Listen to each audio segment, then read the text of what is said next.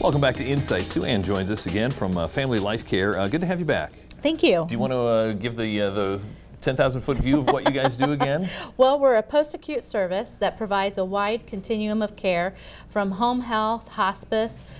We do this for pediatrics and adults. We also provide palliative care, which is, a pain and symptom management program for any serious illness. And we also have our new transitions program, which is a program that focuses on, the first 30 days after, a hospitalization. So helping them to transition back into the home or back into their assisted living facility. And then also we have infusion therapy and grief support. It's a lot of things. It's a lot of things. Yeah, you guys touch families in a lot of different ways and in a large geographic area as well. Right. We have two offices, one in Adams County and also one in Grant. And then we provide those services, in the community surrounding, which is in Allen, Blackford, Jay, Huntington, Wells, Whitley, and also in Randolph County and some of the, just communities surrounding there. It's a lot of different folks. Now, you brought some things here, obviously, to talk about what you guys do specifically for veterans. Yeah, with Veterans Day coming up, I thought I would talk about our veterans program, and we're called a veteran-centric program. And what we do, I think a lot of people don't realize that, 28% of all deaths in the United States are veterans, and only 4% are within the VA system. So that's a lot of deaths, veterans deaths, that are occurring in the community. So hospice providers really need to be well trained in providing that care in the community.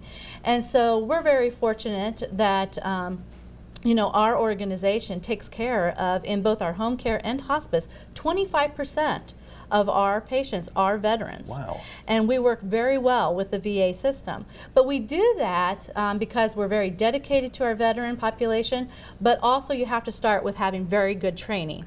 And so we do that through our orientation in understanding, the military branches, the wars, because that all has an impact physically, socially, and spiritually on your patients, your veterans, but also on the families and how to take care of them. So depending on the branch of service maybe, or the whether they were in an active, combat situation or things like that, you can kind of, there's I guess guidelines or specific things that are unique to those cases. Right. Wow. Versus they were in the World War II or the Vietnam War. You kind of know what diseases they're going to have, and also what kind of mental issues, maybe some abuses they might be dealing with, some post-traumatic stress disorders, and also what some of the resources that you're going to need to help bring into helping care for that veteran and for their family. You brought some things. I want to make sure we show those. What's the certificate? These are some special recognitions that we do. We have what's called a Veteran Valor Program. It's our veterans that are actually volunteers that are met up with our veteran patients, and they go out and they present this certificate of appreciation